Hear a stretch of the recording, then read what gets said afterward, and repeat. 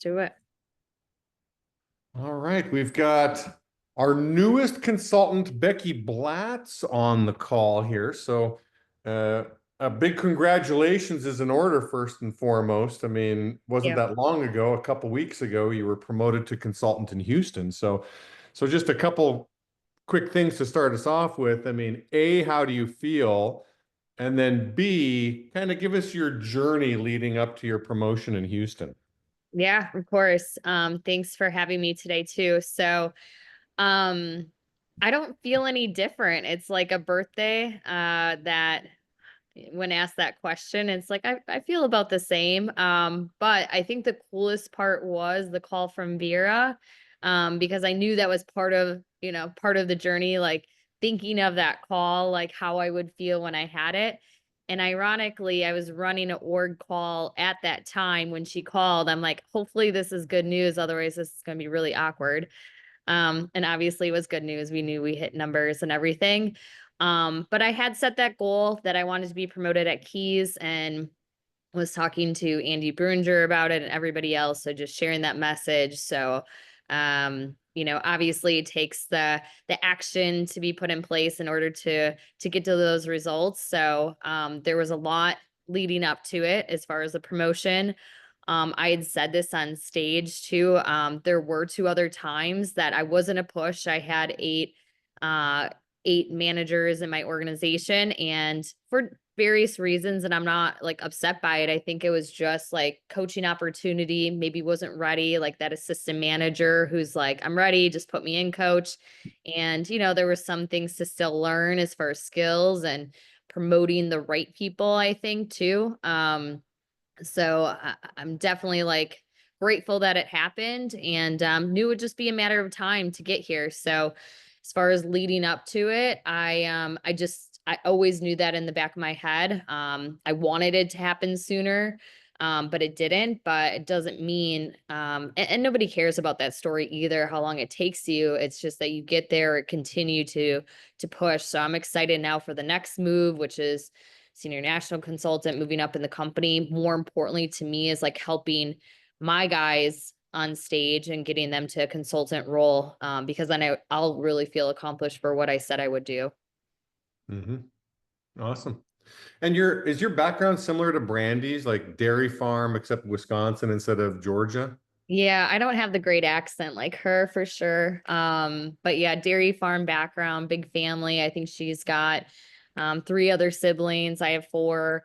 Um, I think it was just like the message of like money didn't grow on trees, and everything that we had, we worked for. And there was a lot of things growing up that I didn't really know until getting older, as far as um for example, like money was so tough at home sometimes just because like the uncontrollable is a bad crop year. Like it didn't rain enough.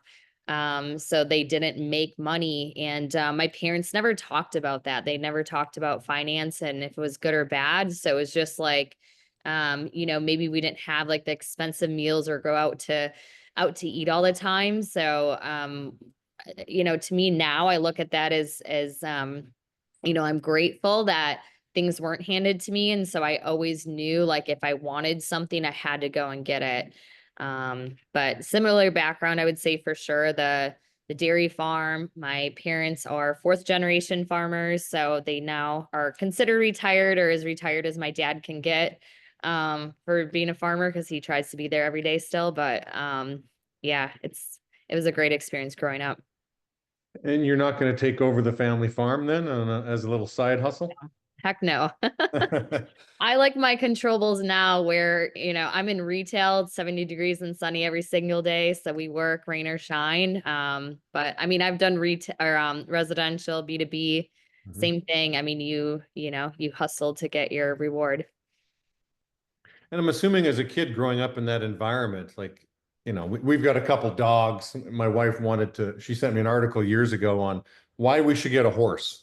And we settled with dogs instead of, a horse. But, 7 days a week, come rain or shine, whether you're sick or not sick, like, you have a job to do. So it doesn't matter how you're feeling. Like get out there and go do the work that you have to do. Otherwise, your animal will suffer. Is Yeah. that what it was like for you on the farm, like 7 days a week, Christmas Day, like all the time Yeah. you were responsible? Yeah, I remember like being young and like young like 10, 11, 12 is really when I started helping more on the farm and telling my parents too. So like, hey, my friends get like allowance for like doing work around the house and they're like, "Oh, that's nice. So if you want to wake up at 5:30 in the morning before school to milk cows, you can do that for $3 a milking." And I'm like, Hmm. I guess, just to do something. I think I was money motivated too and wanted some materialistic things. I had my eye on a Charlotte Hornets pullover jacket, the starter jackets. You remember those, Jamie? So I saved my money to get that. That was like my first thing. But yeah, but comparison, I felt like again, I felt like it was a good lesson to learn as far as like if I wanted to get things and I played sports at night, so I couldn't do anything at night to help myself. So I had to do it during the day Hmm. or during the morning, I guess, before school. And a Charlotte Hornets pullover, not a Milwaukee Bucks pullover? The colors were cooler. It was teal and purple. Oh, So maybe I wasn't quite a fan. oh, I'm just that's a funny. color fan. Such a girly thing. It's like my Yeah. daughters, and there's a sports team there or a sports game on there. They pick and choose who they're cheering for. I'm like, well, why are you going for those guys? And it all comes down to colors. Yeah, for sure. I'm like, yeah, Really. no, no. All right. Well, that's yeah, I liked all obviously in the crowd, all these Packers jerseys and things like that. I thought that was very cool. Uh, Hmm. your whole family's a big Packers fan, big Brett Favre fan, I'm assuming.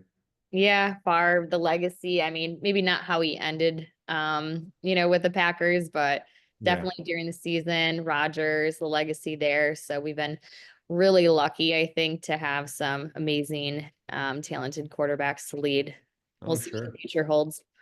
Absolutely. Well, yeah, no way Favre was gonna end up going out his last couple seasons as the backup quarterback to, Yeah, so yeah, hard to blame the guy. the Uh, ego and everything, but yeah, for sure. and so before the call, I was asking you, some of your biggest challenges on this path. I even remember, I think was it last year at Keys that you and I were talking a little bit. I'm like, so Becky, what's happening? And I think at that time you had gone through your second push and it didn't quite go your way. And so here all of a sudden now a year later, like, hey, Jamie, it went my way. I'm reading the notes I have here. Biggest challenges, giving multiple chances to people, can be an issue with, and hiring the right people. So you want to just touch upon that? Yeah, and what I mean by that, because at the end of the day, like standards have to be standards, right? Because like what I've learned too, you get taken advantage of or maybe even people question if there's not like a standard behind it. So I think to clarify, like there's a standard in place, but there's something about like it's like the will and the skill.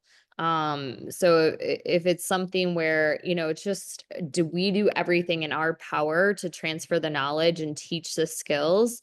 And obviously sometimes I can say yes to that and sometimes it's not.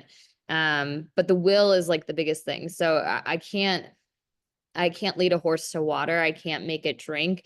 So if the will isn't there, I can't, make you want to work hard. Like you have to have that want, desire yourself because you have bills to pay, you have a family, or, whatever it is, or goals in your life. So that I can't really help much with. But I think just understanding, I try to ask a ton of questions to understand a situation. It's kind of like for kids when they ask like why like 20 million times and you're like, because of this. And like, but probably to the point that people are like, okay, well, I've explained like so many times, but I just want to know. I don't want to assume like I know like their reasons why they're struggling why they show up late or why not hitting production. So I just want to ask those questions to understand. And then if it is something like personal, I really want to understand, like if not participating, like let's say for like a morning meeting, like what's the reason for not, having that huge smile on their face, or maybe looking disheveled more than they normally do. So I just want to dig into it, find those answers by again asking questions, or just making sure they feel good like going out for the day.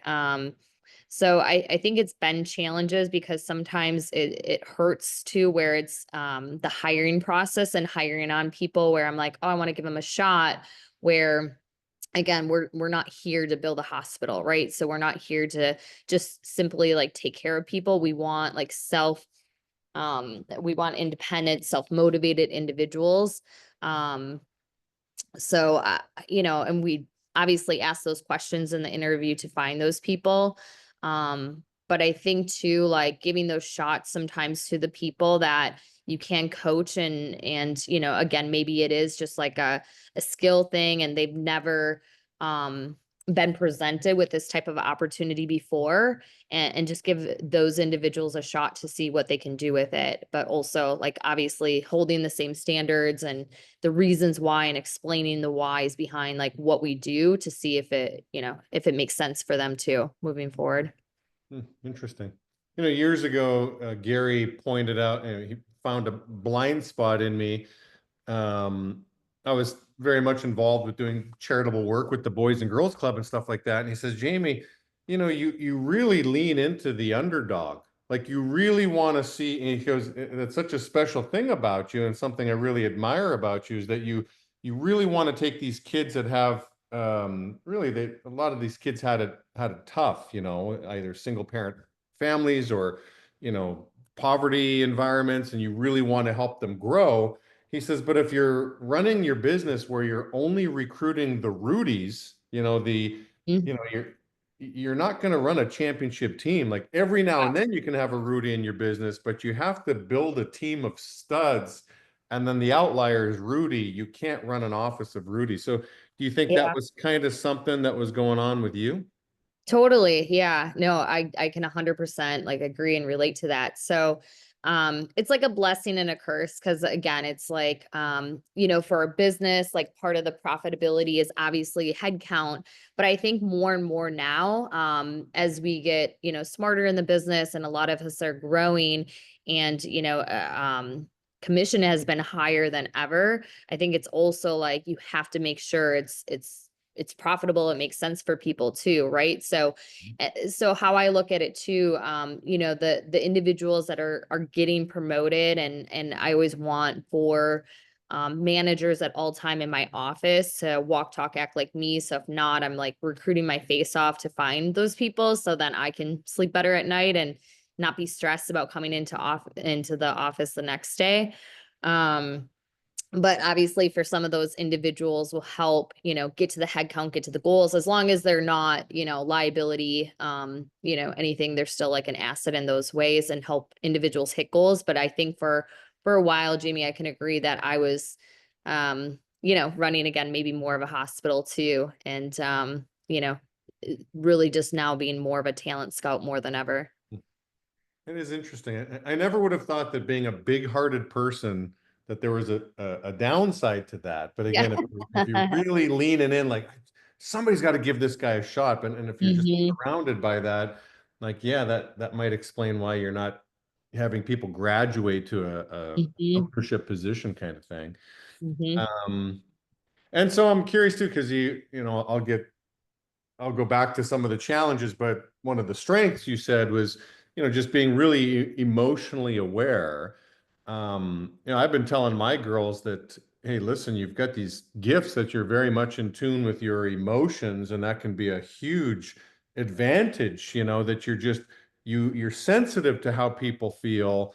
Was that something you always had, or is it something you've had to kind of work on? Like I remember taking the EQ classes with the group, and a lot of the women tended to like, oh yeah, we're knocking it out of the park with just, sensitivity to people's feelings, where some of the guys were like getting creamed with, the EQ tests there. So Just kind of walk us through that from your perspective.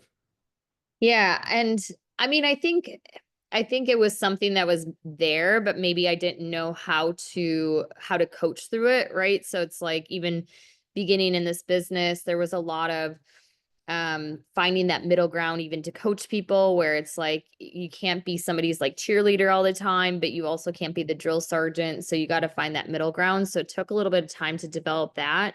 But I think what helped was so my like promoting owner, for example, had me have a lot of the conversations with individuals and you know, whether it was like for production or being late. So I think I understood then the standards, but I also wanted to take time to again like ask the questions why, like first seek to understand, then to be understood. So I just really tried to dig into like what, you know, what the reasons were. And I think that helped me understand more behind like that principle.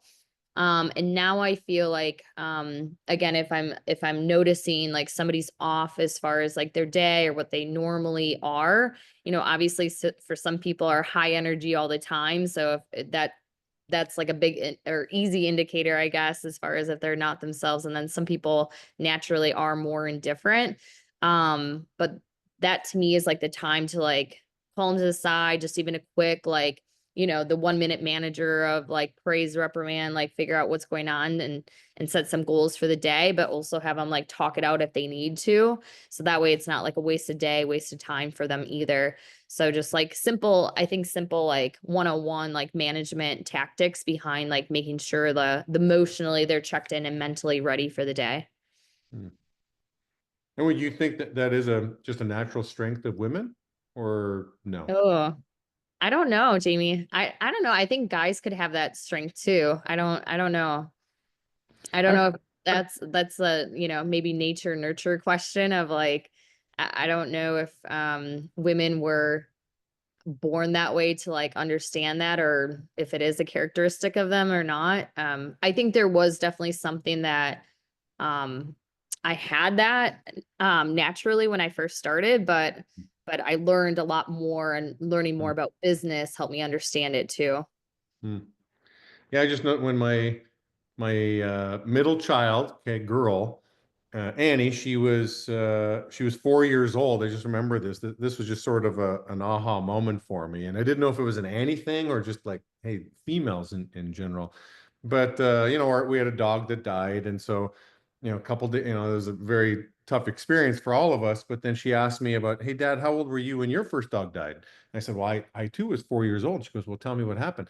So I'm describing, you know, what happened, and she's looking at me with this little pouty face, and she starts tearing up. And then as I'm talking to her, I start tearing up. I'm like, how did you make me cry, Annie? I'm just like, she was listening so well. She was feeling what I was feeling, and she pulled something out. I mean, I don't think I cried about that dog dying since I was 4 years old. Yeah. Like, You didn't think like, about wow, what a crazy gift that you have. But I've just noticed that, you know, I've had to really work on that. It's not something that comes naturally. I just didn't know if all women just felt that you've got this superpower that you can really lean into, where you're just emotionally connected to your people, you know what they're feeling, you empathize, you relate with them. And that's just a big strength in the world of leadership for women in general. Or is that stereotypical to say that? yeah, and I don't know because and I'm sure you've seen it over the years, a little bit of both, where it has been male or female, where it's just, you know, maybe a little bit intuition and maybe it is a little bit of, you know, their upbringing and their life and what was thrown at them, their circumstances there. So um you know I try to like now like even in my office the conversations that I have like I would say there are a lot more female like the emotional piece of it, but I do have some males that are in that same situation. So I think my opinion would be more it's like maybe their upbringing and how they have faced some challenges in the past and maybe who was like, you know, their mentors through it or parenting styles or whatever it was that kind of fall into that pattern Yeah, or dynamic. yeah, yeah, fair enough. And you said another big strength of yours that, and again, I'm just curious if this is just natural for you, something you've really had to work on over the years, but problem solving. And obviously you've worked on, I think you've worked on every, not every campaign, but you've retail, B2B and residential, you've kind of gone through the whole gauntlet. So obviously you've got to solve for different problems on those different venues. So was that something that was natural for you or something you've really had to fine tune over the years? That was something I really had to work on, because I think, really starting off, um, I would get really upset if like somebody didn't show up on time or something like happened, because I was like, well, why didn't you try this? Or like, I was really like, if this happened to me and I put myself in their situation, I'm like, well, if this happened, if I had a flat tire or something happened, like this is what I would have done to like get to work on time, or I would have planned to like leave earlier, which obviously like there's some things that are uncontrollable in that in, different situations. But so I think really I had to learn how to get better at the problem solving skills, but then it was um taking myself out of the situation, like what would I do? So I remember one specific situation where and this is when I was a leader in the field. So Michael Sessions was partnered up with my promoting manager at the time too. And I called the office and Michael happened to be the one to answer the call. And I honestly was hoping for like the recruiter, like anybody else but Michael, because he was also either org consultant or close to consultant at that time. So, but my car had gotten towed. I was in the field training and we were going to have to walk basically a mile to get money for the car to an ATM, and then also opposite direction another mile to get the car. So I was prepared to tell him like, hey, if in my head, like if I didn't hit my goals today, this is why, because this is going to be really time consuming for me. And so he already like knew that's what I was about to say and kind of like call me out for it. So he's like, okay, so you got to do these things. So then we'll see you on Bell's at night, which Bell's was, hitting some production goals or making at least like $100 back in the day, 2 orders. And I hung up the phone. I was like, okay, like I had to take myself out of the situation or take a step back and say, okay, this was going to be an excuse for me not to do what I had to do. I understand now, like I have limited time to hit my goals and what I have to do, because I can't come back and say like, oh yeah, remember Michael, I called you and this is why I didn't. So I think the whole like mentality changed of like he maybe didn't provide that solution for me, but in my mind, I provided the solution. Okay, this is what I have to do, but now my urgency is through the roof and I only have this much time now to hit my goals. So hit 3 orders in that day because we still had to like hustle and come back. And Michael just gave me like, a nod at the end, like, okay, I knew you could do it kind of thing. Um, so I think like I had to learn to figure out what problems were and what, problems where I heard from other people and how to like make it still like a win for the day, like not use that as excuse, a crutch. So that helped me understand even from my own situation, like there are always solutions and there's always a possibility to win. So you just have to go out there, you have to find it, and not be the reason why like it's going to hold you back for the day. Hmm, that's awesome. And obviously persistence and perseverance is, I'm assuming, just part of your DNA. Like it's not like it was like, oh yeah, 4 years I became a consultant. I mean, this has been a, multi-year process for you. Did you have doubts along the way, or did you know that, hey, listen, whether it's going to be a short window of time, medium, long, like I'm going to get there and I'm not going to get rattled. Like, what was that process like for you with persistence? Yeah. Yeah, of course there were doubts. I think it's hard. It's difficult when even the support system isn't always there. And and I struggled with that on and off, whether it was family, significant others, whoever it might be along the path that why you putting in all this work and like maybe not getting the results or what you said you would do. So I think that was definitely tough as far as like the process to get here. But mainly like I just Um, I mean, I love what we do too. So it wasn't like, I mean, there were definitely times I wasn't happy in my career as far as like where my team was and everything else, but it was just kind of like a belief of like, man, I see all these people like the Jamies and other consultants around me who like have such amazing lives and, take care of their families and their situations. And that's what I said I wanted to do. Like I wanted to be the woman who's like, I'm not relying on anybody else. And no matter what, like I want to do this. And this is one way, one path that I can instead of, working for somebody else the rest of their life. I like the independence. Like once I had the taste of like being an entrepreneur and opening the door every day to my own office, like I could never go back and work for somebody else. So I think the passion like took over of like, it's going to be a matter of time. It will happen. And I was just passionate about like getting there and passionate about the process that nothing could really get in the way. So it did take longer, but it's Yeah. still, it was there. Yeah, I've always felt that way too. Some people put so much pressure on themselves to, well, I got to hit goals, and then if they're not hitting goals in certain time frames, that almost like an expectation, like you lose a little bit of steam or mojo. And I've always thought like, well, what else am I going to go do? Like Yeah. I love the purposefulness of like helping people and Mhm. developing people. Like, well, so if I left this business, I guess I'm going to go be a college professor doing the same thing Mhm. on a wage, and I don't think that's what I want to do. So I never really got overly rattled myself. Like, just stay the course. Yep. Who knows how long it's going to take. I mean, I went through some times too where I felt like I was kind of stuck in a rut where I'm not gaining, I'm not losing, but I'm just kind of flatlining is what it felt like. But I'm like, I'm not going anywhere. Mhm. Just it'll happen when it happens. Yeah. And I think the only person always in the way, like I feel is myself or my own thoughts.